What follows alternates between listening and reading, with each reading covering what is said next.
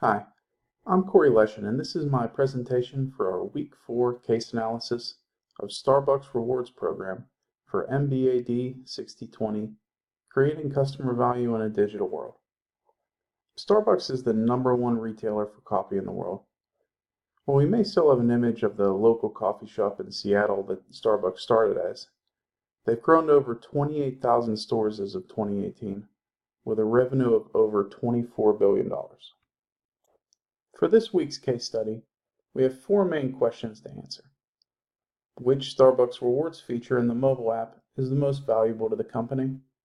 Could Starbucks have been as successful if they had offered only a physical Starbucks reward card and never introduced an app? Has Starbucks overlooked a social media channel that could be valuable to the organization? And which features and rewards are most important to staying relevant to customers in the future?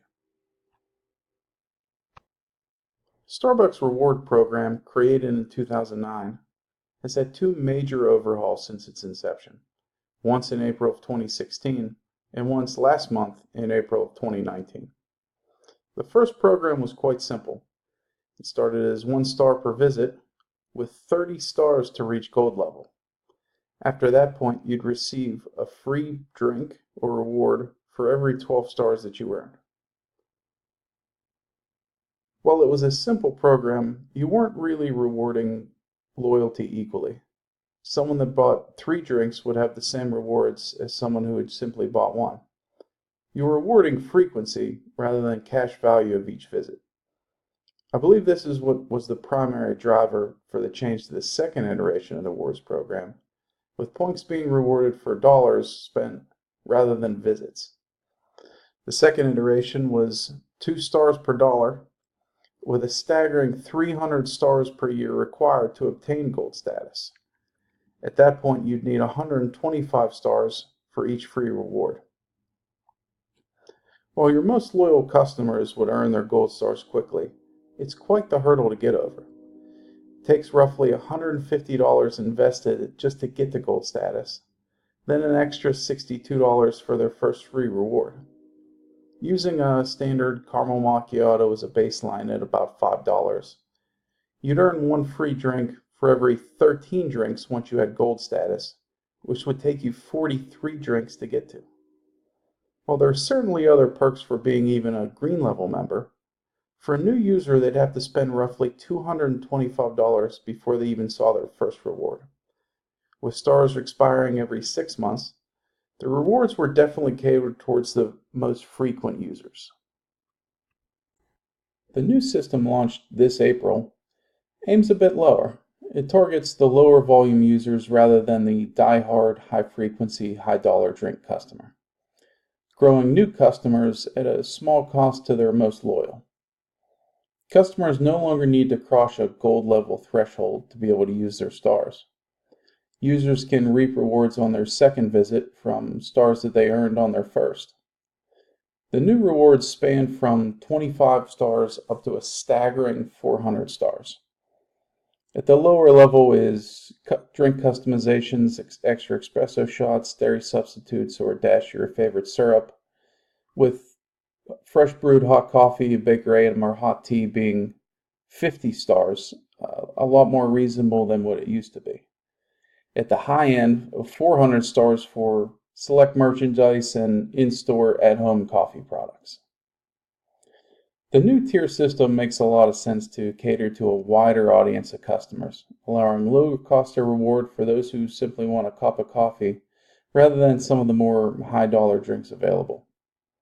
However, in that particular market, what used to be a 125-star reward now gets bumped up to 150 or 200-star rewards.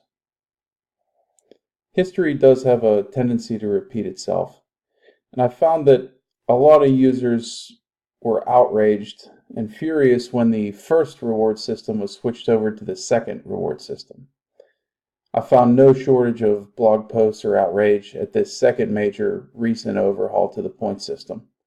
Regardless of these, Starbucks is doing quite well, and the trend is continuing upward. Before we judge the success of any rewards program, I think we need to define what success is in a loyalty program. I pulled two excerpts that I found the most important from this week's reading, Customer Loyalty in the Retail Sector from Harvard Business School.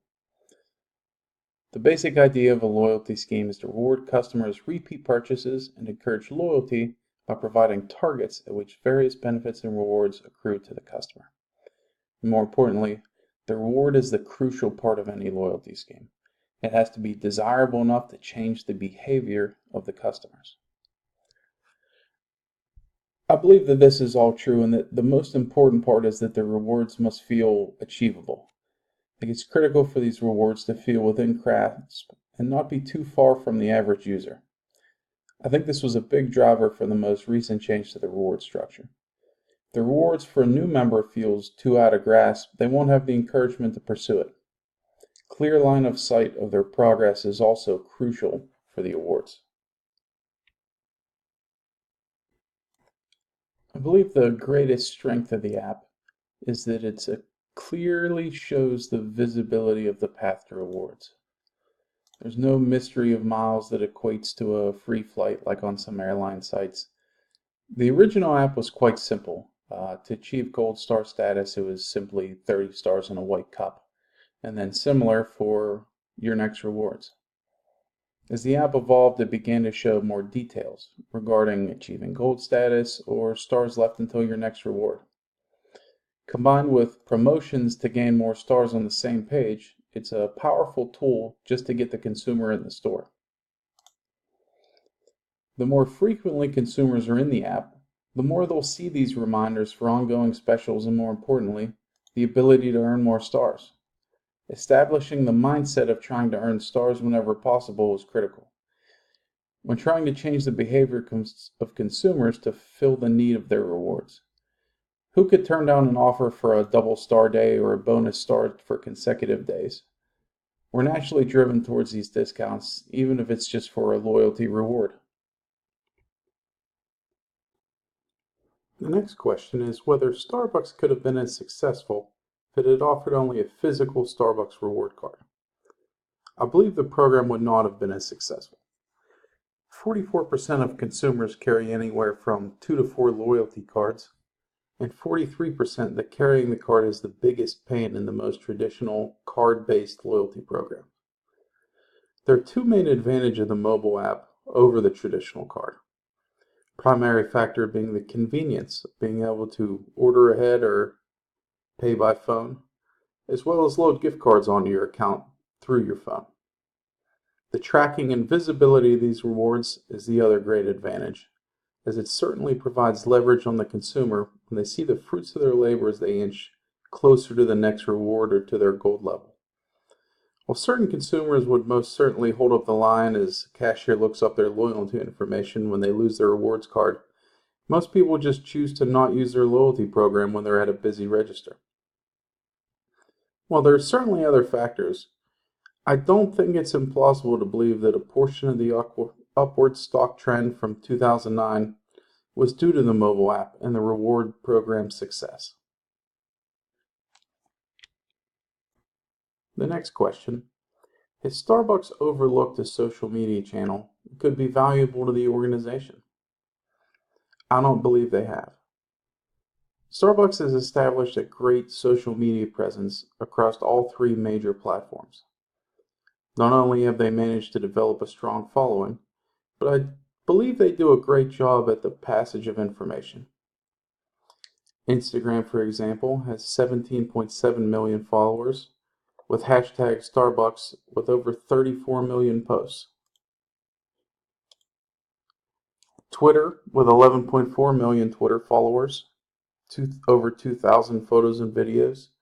Facebook with over 37 million likes, 127 promoted posts in 2018, and a video campaign labeled Upstanders, which was a video series showing positive people making influences in their neighborhoods.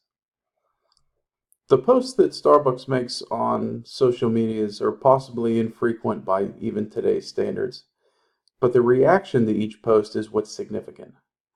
I think it's easy in today's market to become oversaturated with ads and emails and posts coming from every direction. Starbucks seems to use each post wisely, and uses them as a trading post for serving great purposes, whether it's the retailer releasing new products or re-releasing seasonal varieties such as the ever-popular pumpkin spice latte in the fall. The Tweet a Coffee campaign was a major success at over $200,000 with very little upfront cost for the program. Interestingly enough, a third of them were generated within the first day of the program. For the final question, which features and rewards are most important to staying relevant to customers in the future? I believe we've established that great loyalty programs function on great rewards. I believe Starbucks has to continue to focus on its rewards, something that I believe it made a smart move on last month by lowering the bar for entry into the rewards programs and providing a wider berth of rewards available for their customers. Most likely, the gold level, high frequency, high dollar amount customers will still shop at the same rate, even with the received rewards have dropped marginally. Improving convenience through technology. Starbucks app has effectively set the benchmark for usability and integration into a retail store. As they pursue other avenues and technologies for improving the customer experience in and out of their store, that's only going to help them for the future. Continuous social media engagement. As they continue to use social media in the same way that they have for new product launches or re-releasing of current products, they need to be more vocal with enhancements to the stores, new locations, and continue being a great ambassador to the world by reducing waste and promoting healthy living.